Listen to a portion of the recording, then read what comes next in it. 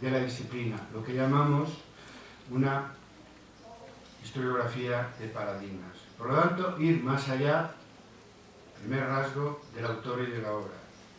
El segundo rasgo es considerar fundamental, por lo tanto, la interacción entre lo individual y lo colectivo, entre el historiador y la corriente que él anima o en la que él está inscrito, o entre el historiador y la disciplina en su conjunto.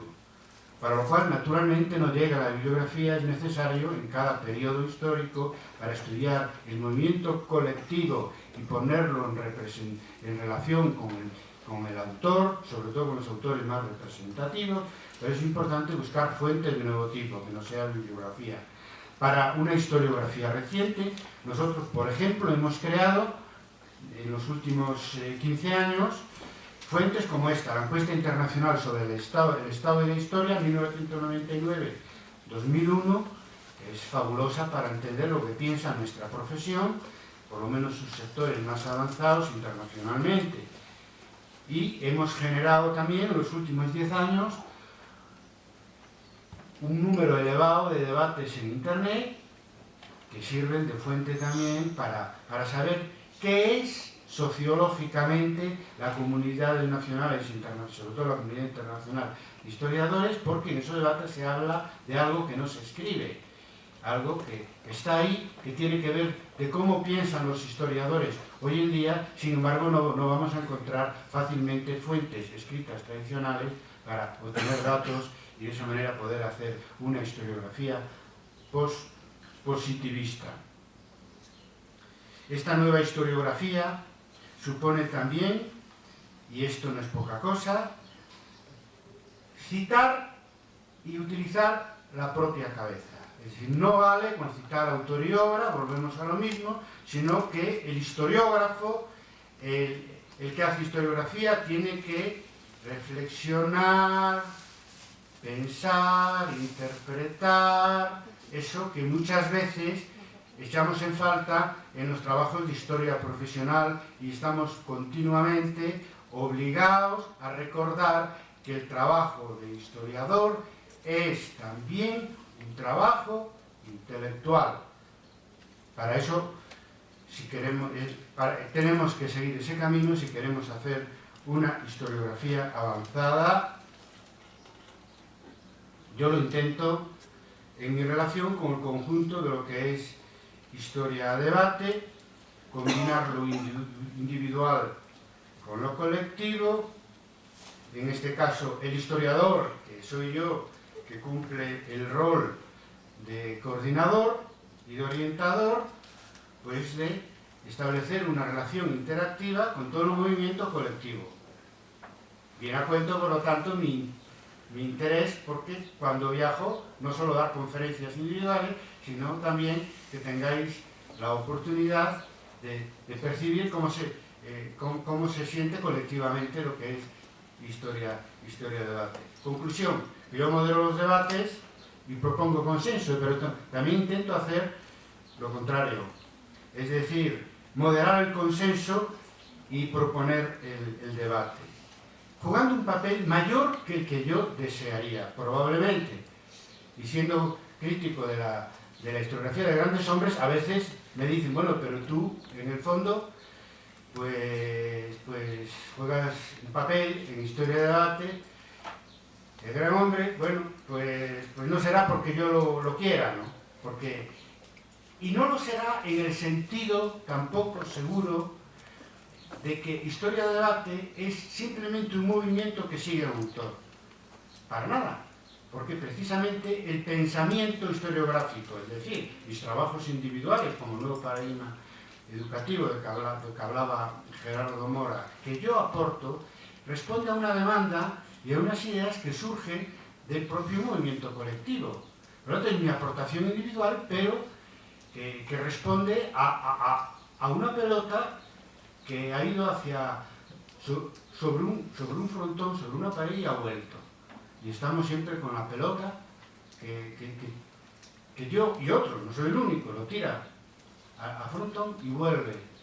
Y además nos vuelve pues nos puede dar en cualquier parte del cuerpo. Quiero decir, en este sentido, que a la hora de devolverla también tratamos de que vaya mejor dada, como en el ejercicio deportivo.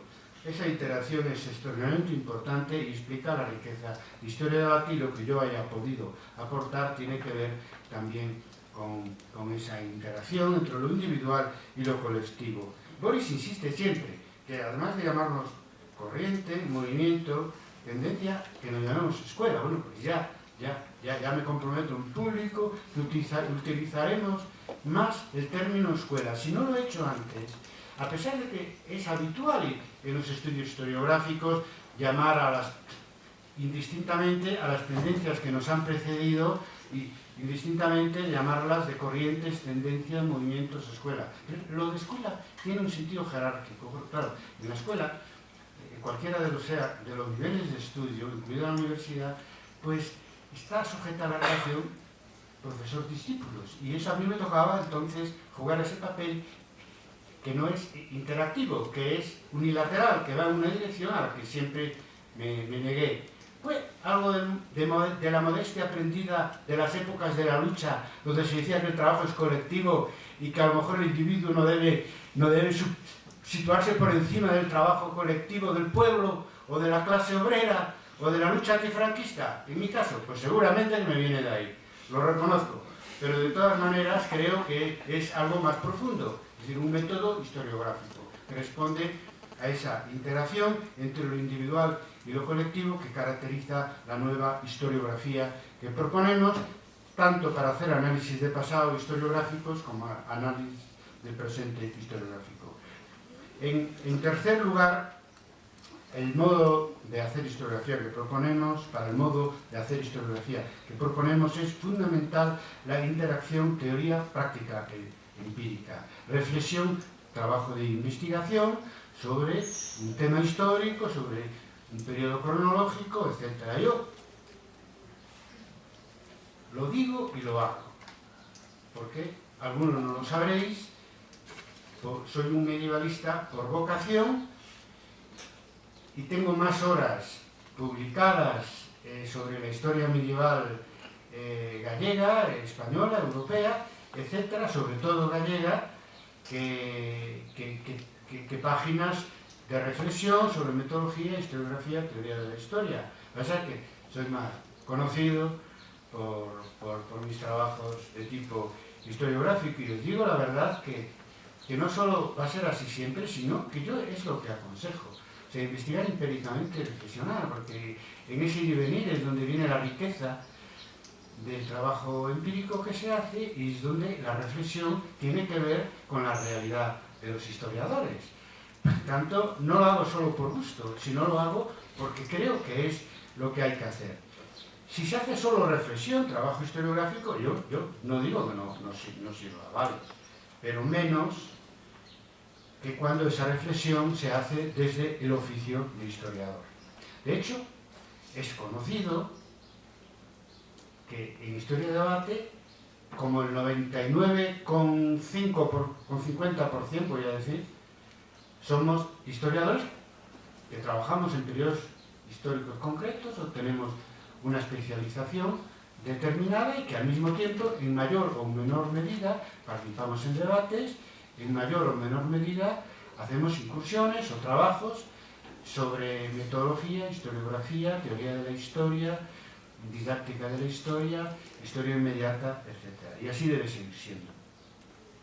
El cuarto rasgo es que asumimos, como ha quedado claro ya, una historia, a la hora de hacer historiografía, una historia pospositivista de la ciencia, aplicamos un cum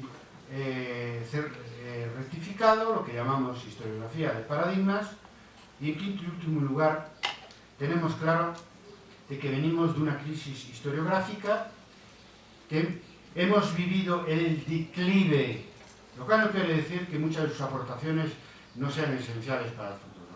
Ojo, hemos vivido el declive organizativo, diríamos, de Annales y de la historiografía marxista, y ahora estamos en el siglo XXI con nuevas tendencias que están ahí, que están muy vivas en la historiografía internacional, como son los partidarios del retorno